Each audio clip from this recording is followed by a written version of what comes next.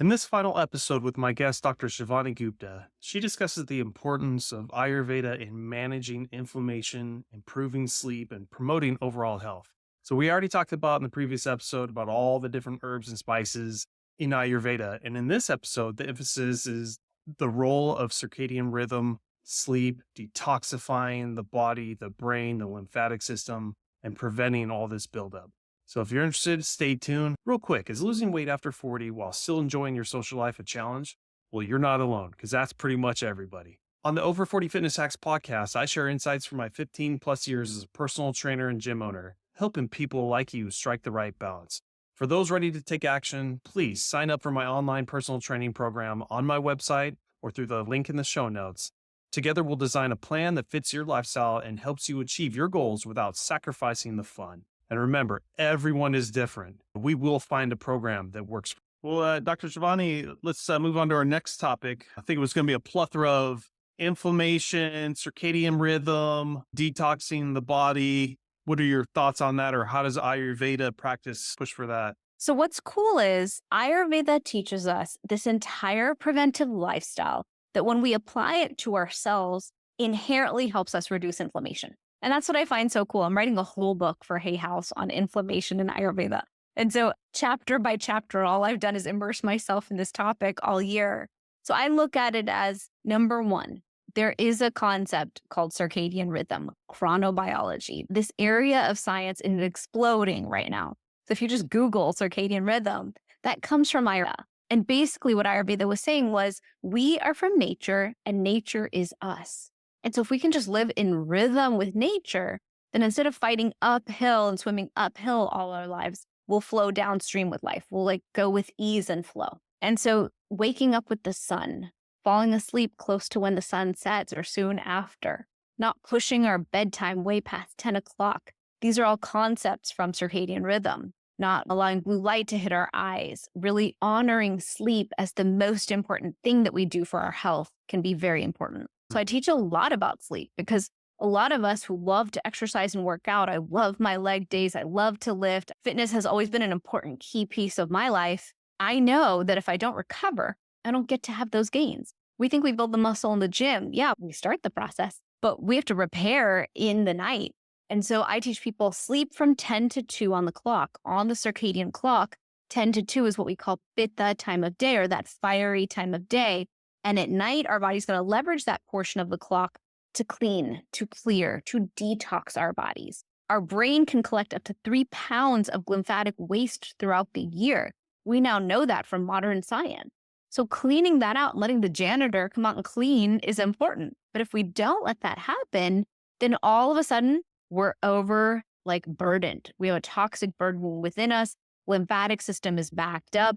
When you have a lymphatic system and gut health inflamed, backed up, all of a sudden you have a traffic jam, and that's when any little virus can come in and cause a problem. So I really think of circadian rhythm as sleep as the bedrock of good health. Sleep is when we clear inflammation. So sleeping 10 to 2 is key. And then of course your 2 to 6, get the rest of your night's sleep is also important. But what happens is so many of us push our bedtime. We're like, I'll sleep later. I've got one more thing to do. I just need my me time.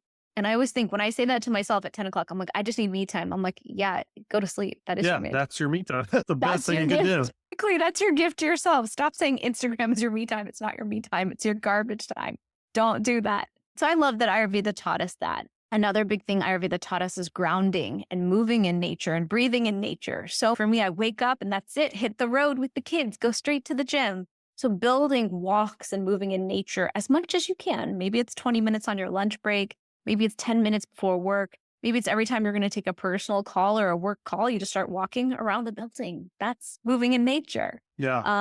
Does grounding need to be barefoot in soil, or do you still get the benefits from just being in nature? Just being in nature is great. I think whatever is easy is good. I think, yes, grounding with your feet in the earth is important, but that's hard to get to. Yeah. Not all of us are going to make that time in that last step. So for me, as long as we're moving in nature, we've gotten at least more than halfway towards that goal.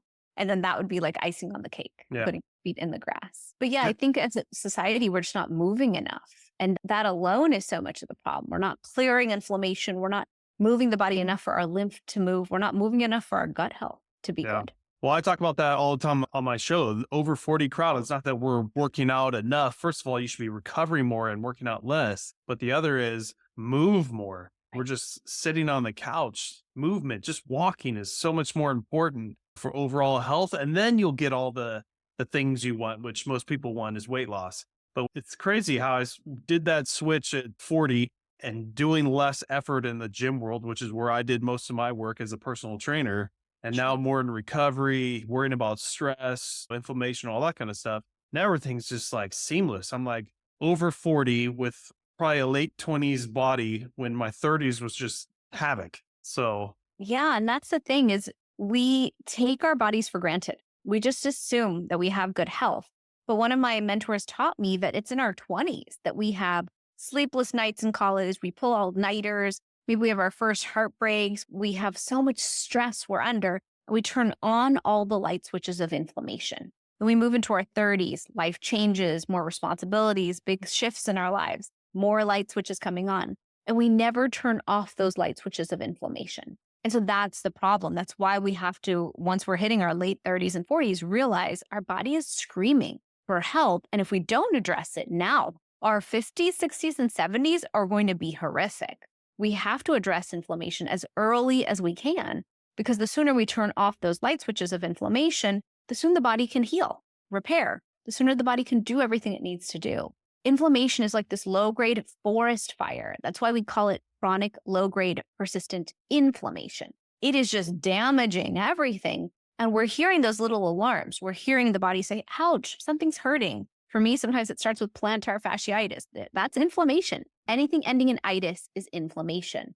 So if you've got arthritis, gastritis, plantar fasciitis, whatever it is, that just means you have inflammation there. And if you don't heal it fast, if it doesn't just heal and resolve, it's going to turn into this chronic low-grade forest fire that's causing damage.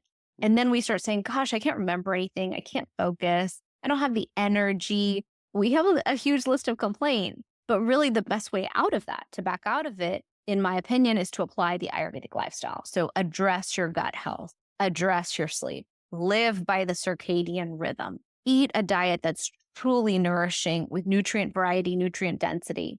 And in Ayurveda, we actually teach a lot about how to eat. Don't eat standing. Don't eat driving. Sit down and focus when you eat your meals. Focus on the food you're eating and take a moment, take one deep breath before you eat just to drop into your parasympathetic nervous system. Because otherwise we're in sympathetic. We're just shoving something in our mouths. Brain doesn't even realize it. We're not even tasting it. Gut doesn't even know what to expect. And then we start running and we're not even digesting it properly. Yet we're expecting to get all these gains from the gym and from what we do. And so I think about that a lot because even at work, I'll be like, okay, I heated our lunch in the toaster. It's organic. It's healthy. I brought it from home, even if it's half organic. Like I just try to be as fresh as I can. But if I'm going to eat it while I'm still working, then there's no attention to what that food is going to gift me. And so Ayurveda very much brings that wisdom back into the present time, which so many of us are talking about. So many of us know, like, okay, something has to change. But we don't have a system or an entire lifestyle taught to us like Ayurveda. And then finally, I teach about mind-body constitutions. So in Ayurveda, we have something called the doshas or your constitution. And understanding your constitution from birth can help you understand how to manage your body going forward. So in personal training, you guys sometimes talk about body types, like are you mesomorph, are you ectomorph, and those things. Those different body types correlate with what we in Ayurveda teach as the constitution. And so understanding, like, are you the thin and wiry type? Are you more wind energy? Or are you the fire? Are you in between? Or are you more earth energy, heavier and stronger? Understanding your template can guide how you manage your day and your circadian rhythm, which can give you a completely different result. Yeah. I had a guest on my show that was very interesting, and what he did was called metabolic. I've never heard in my life. And you just said, and what he put me through was putting people in doshas, and he basically picked me out, told me everything. I'm sure a lot of that's got to be stemmed from Ayurveda and other culture practices. I mean, it's just humanity, right? All this stuff, if people start seeing similarities, and there's a reason for this. It works. Yeah. I mean, I can tell you're most likely a pitta dosha. And it's like, you can look at someone and understand just by talking to them, like, oh, you're this. So your imbalances are probably this. So you need to address them in this way.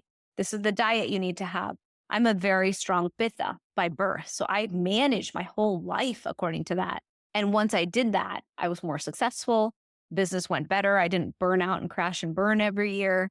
Those things can really shift for us based on our individual constitution. Yeah. And you know what? For Western culture, we like our technology and being able to, for like inflammation and being able to detox our body. It's something that I can just prick my blood and tell, oh, I'm going to score from 0 to 100 on inflammation. What is it? But we don't have that. There's no way to go into the gut and biopsy it every day to see where you're at. So you I have wish. to be in tune with how are you feeling? Or do you have your arthritis or Yeah. tendinitis going? Is it gone? How's your mindset? That's why I like journaling stuff. Yeah. So even if it's once a month, just put on there just a long list of problems and then a long list of what's going good and then seeing what's changed. And then you can associate it with different things you've been doing in your diet and your life. It's true. It's very true. When you said that, I was like, I wish I could take my iPhone and just Yeah, photograph my gut that's it. and then all of a sudden get an Tell me analysis of what's wrong and then tell me what to do. Because what, I literally have to write out prescriptions for myself. I'm like, you know that this is the problem. This is the prescription you would tell your own client. yeah, Do the homework, like do yeah, the plan. Because it's not easy and it has to shift seasonally. Sometimes it has to shift monthly based on where we're at. But that is the nature of being over 40.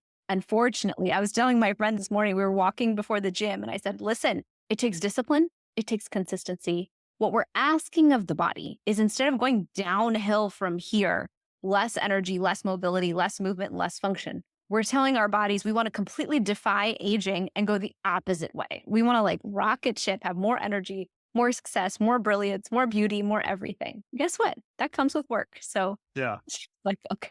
I was like, well, just love your body and choose yourself first and put your self-care first and But live this lifestyle, reduce your inflammation and it'll all come together. yeah. I don't know if you could ever rocket ship back up. I think it's getting back to a higher baseline and then and holding it as long as you can. Hold that racetrack pace. Yeah. Well, I know at least one part of technology. I've been using this Whoop device, Nice. and for sleep, I started seeing my scores are pretty good. They could be better. Mm. And I always felt refreshed after 6 hours of sleep. So for the longest time, 6.5 hours, that's what I was doing and woke up, felt refreshed. And then seeing when I first started my Whoop device being like, I'm not on the top tier list. It's my HRV was a little low. It wasn't giving me a great score. So I was like, all right, let's go through the process. And they wanted me to sleep 9 hours. So I Yeah. started doing that. I didn't feel much different. Who knows what I associate that for the rest of the day, though. I could be having issues the rest of the day. But since doing that, my HRV started skyrocketing up.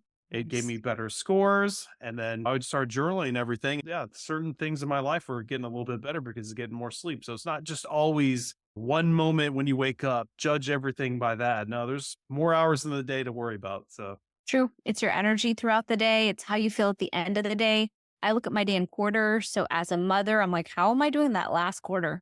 That usually tells me how I've managed my yeah, energy, my food, my hydration, my workout, and moved. If I haven't done the things for myself, I'm not a nice person in the last slice of the day no, to the people who matter most. And so that's how I think of my health is like, what am I doing to have sustained energy throughout the day? Where are my breaks that I'm taking? How am I investing in sleep so that I have the energy I want? yeah. So that we That's a can have good that tip. The quality. last quarter usually is the roughest. That Yeah, should be the one you judge everything on. All right. exactly. Cool. Well, Dr. Jafani, thanks for coming on my show once again. If my audience wants to reach out to you, what's the best way? Sure. So my website is my name, drshivani.com, DRSHIVANI. So all my information's on there. And then my supplements for turmeric and the ashwagandha and things is Fusionary Formulas, FUSIONARY formulas.com. And I made a special code for your audience. It's over the number 40 FIT. So over 40 FIT. We'll give them 15% off at Fusionary. Awesome. And my audience knows I'll put all links in my show notes so they can just click on it. But yeah, once again, I was so excited that you reached out to me to get someone in the longevity summit that I was watching. And that kind of opened my eyes of all this different stuff. I've never even heard of Ayurveda. And I'm like, man, I've been podcasting and being in this space for 4 years and I still don't know all this stuff. So Yeah. Thank you. Well, thanks for having me. It's my dream just to share Ayurveda with the world. So thank you. absolutely.